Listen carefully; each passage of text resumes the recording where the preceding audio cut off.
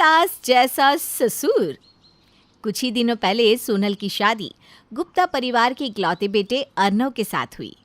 अब सोनल धीरे धीरे परिवार के माहौल में ढलने की कोशिश कर रही थी। बात एक सुबह की है, जहां सोनल की सास मालती बैठी अखबार पढ़ रही थी, वहीं उसके ससुर जी उसे आवाज़ देते हैं। बहू, चाय नाश्ता तैयार हुआ या फिर 2 घंटे और लगेंगे? नहीं नहीं पापा जी, मैं बस अभी चाय लेकर आ गई। ये लीजिए गर्मा गर्म इलायची वाली चाय। वाह वाह बहू, खुशबू तो बड़ी अच्छी आ रही है। अजी आप देख क्या रहे हैं, पीजिए ना चाय। बहू, चाय का रंग कुछ फीका नहीं है? लगता है तुमने चाय पत्ती कम डाली है। अरे आप क्या चाय का रंग रूप देख रहे हैं, चाय पीजिए ना वरना ठंडी हो जाएगी। मालती और किशोर चाय पीते हैं। जहाँ मालती चाय की बहुत तारीफ करती है तो वहीं किशोर उसमें कमियां निकालता है। बहू, पहली बार के हिसाब से चाय ठीक ठाक ही है, पर अगली बार चाय में छोटी इलायची की जगह बड़ी इलायची डालना, स्वाद बढ़िया आएगा। जी पापा जी, मैं ध्यान रखूंगी। सोनल को अपने ससुर का ये बर्ताव कुछ समझ में नहीं आता। वो अपने काम में लग जाती है। अगले दिन बहू गली में सब्जी वाले से सब्जी ले रही थी। भैया 2 किलो टमाटर, 1 किलो गोभी और 2 किलो आलू दे दीजिए। जी भाभी जी, अभी देता हूँ। और कुछ चाहिए आपको? नहीं नहीं, आप इतना ही तोल दीजिए ना। सोनल सब्जी लेकर घर आती है तो सामने ही किशोर खड़ा होता है। बहू, सब्जियां ले रही थी क्या? हाँ पापा जी, ले ली, बस इन्हें फ्रिज में रखने जा रही हूँ। 1 मिनट बहू, इन सब्जियों के साथ धनिया मिर्ची नहीं लाई तुम? पापा जी, धनिया मिर्च तो पहले ही रखी है घर में, इसलिए मैंने नहीं ली। अरे बहू, सब्जियां लेते हुए धनिया मिर्च तो मुफ्त में ले ही लिया कर। अरे इतनी महंगी सब्जियां ली है तो मुफ्त की धनिया मिर्च क्यों छोड़ना? आगे से ध्यान रखना। ठीक है पापा जी। ये मेरे ससुर सास जैसी हरकतें क्यों करते हैं? हर बात में टोकते रहते। कभी कभी तो लगता है जैसे ये मेरे ससुर नहीं, मेरी सास हो। सोनल जो भी काम करती, किशोर उसके काम में कोई ना कोई कमी निकालता रहता, जबकि उसकी सास मालती उसे इतना नहीं टोकती थी। बात एक रोज़ की है, जब सोनल अचार बनाने के लिए कच्चे आम काट रही थी। तभी मालती वहाँ से जा रही होती है तो सोनल उसे टोकती है।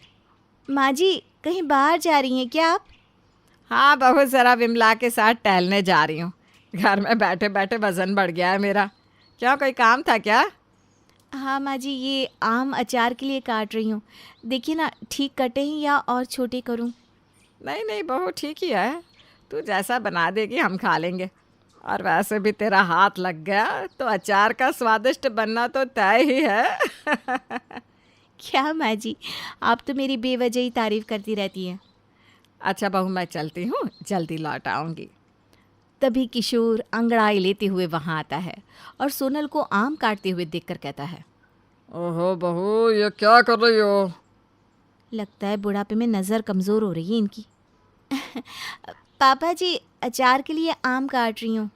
वो तो मुझे भी दिख रहा है बहू, लेकिन ये क्या, कोई बड़ा तो कोई छोटा आम काटा है? ये सारे बराबर होने चाहिए। अचार खाने के साथ साथ देखने में भी तो अच्छा लगना चाहिए ना। जी पापा जी।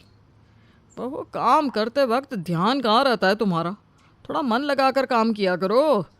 अभी मेरे लिए चाय बना कर ले आओ, एकदम कड़क वाली। जी ठीक है, मैं अभी लेकर आती हूँ। सोनल मुंह बनाते हुए वहाँ से चली जाती है। शाम के समय जब अर्नव घर लौटता है तो देखता है सोनल गुस्से में बैठी है। क्या हुआ सोनल, तुम्हारी तबीयत ठीक नहीं है क्या? बड़ी चुपचाप बैठी हो। मैं तो चुप बैठूंगी? तुम्हारे पापा जो सारा दिन बोलते रहते हैं मुझ पर। क्या बोल रही हो? क्या किया उन्होंने?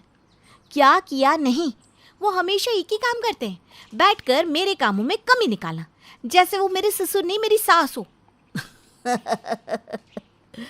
अरे सोनल, ऐसी बात नहीं है।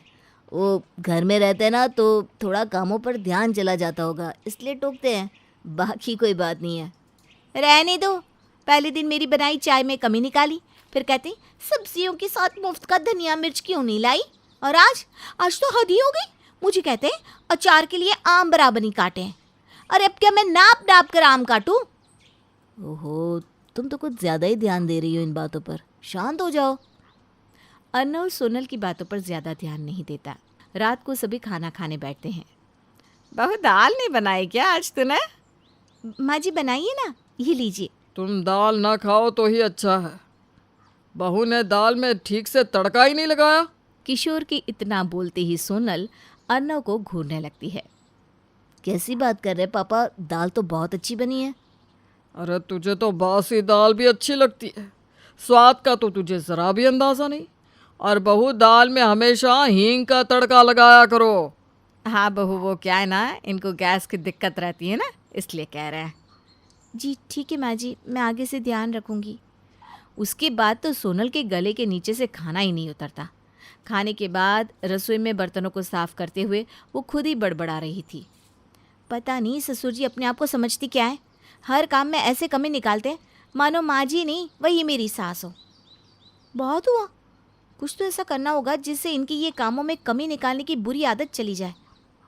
सोनल किशोर की कामों में कमी निकालने वाली आदत से इतनी परेशान हो जाती है कि अगले दिन अपनी सहेलियों को घर बुलाती है। दिव्या, विनीता, बहुत अच्छा किया जो तुम दोनों आ गई। कितने दिनों बाद हम मिल रहे हैं। सच में बहुत खुशी हो रही है तुम्हें देखकर। इसीलिए तो आ गई तुझसे मिलने। पापा जी, ये मेरी सहेलियां हैं दिव्या और विनीता। इन्हें एक कमरे में बिठाऊं या हॉल में ही? सोनल के ऐसा पूछने पर किशोर उसे हैरानी से देखने लगता है और मुस्कुराकर जवाब देता है। बहू, ये तुम्हारी सहेलियां हैं और यह घर भी तुम्हारा है, जहाँ तुम्हारा मन करे बिठा लो। अरे, आज इनके अंदर की सास कहाँ गई? है, वो तो है ही पापा जी, मैं तो बस पूछ रही थी। हाँ, यही बैठ जाते ना, मुझे नहीं लगता कि अंकल जी को कोई दिक्कत होगी। बिल्कुल नहीं, बैठो बैठो, आराम से बैठो। किशोर भी वहीं अखबार लेकर बैठ जाता है। सोनल और उसकी सहेलियां ज़ोर ज़ोर से ठहाके लगाकर हंसती बातें करती, लेकिन किशोर उन पर बिल्कुल ध्यान नहीं देता। तो दिव्या धीरे से कहती है, अरे सोनल, तूने तो कहा था तेरे ससुर बात बात पर सास की तरह टोकते हैं, पर इनके बर्ताव से तो ऐसा बिल्कुल भी नहीं लग रहा। वही तो, देख कितने आराम से बैठे हैं, जैसे हम लोग यहाँ बैठे ही ना हो। तुम दोनों को पता नहीं, मेरे ससुर किसी सास से कम नहीं है। अब तक तो न जाने कितनी बार टोक दिया होता मुझे, लेकिन पता नहीं अभी न जाने इनके अंदर की सास कहाँ सोई पड़ी है। बहू, तुम लोग आराम से बात करो, मैं ज़रा शर्मा जी के घर होकर आता हूँ। और किशोर वहाँ से निकल जाता है। सोनल ने अपनी सहेलियों से किशोर को ताने देने का जो प्लान बनाया था वो तो धरा का धरा ही रह जाता है। लेकिन अगले दिन घर की सफाई करते हुए किशोर उससे कहता है, बहू, ज़रा अच्छे से सफाई करो, अभी भी इस टेबल पर कितनी धूल जमी है। अजी वो कर तो रही है, आपका बीच में टोकना ज़रूरी है क्या? चुप कीजिए, मुझे न्यूज़ सुनने दीजिए। जाग गई है इनके अंदर की सास, इनकी आदत नहीं जाने वाली। सोनल, तू ही खुद को समझा ले। अब इस तरह से सोनल खुद को ही समझा लेती है कि भाई उसके पापा जी किशोर का मिजाज ही कुछ ऐसा है।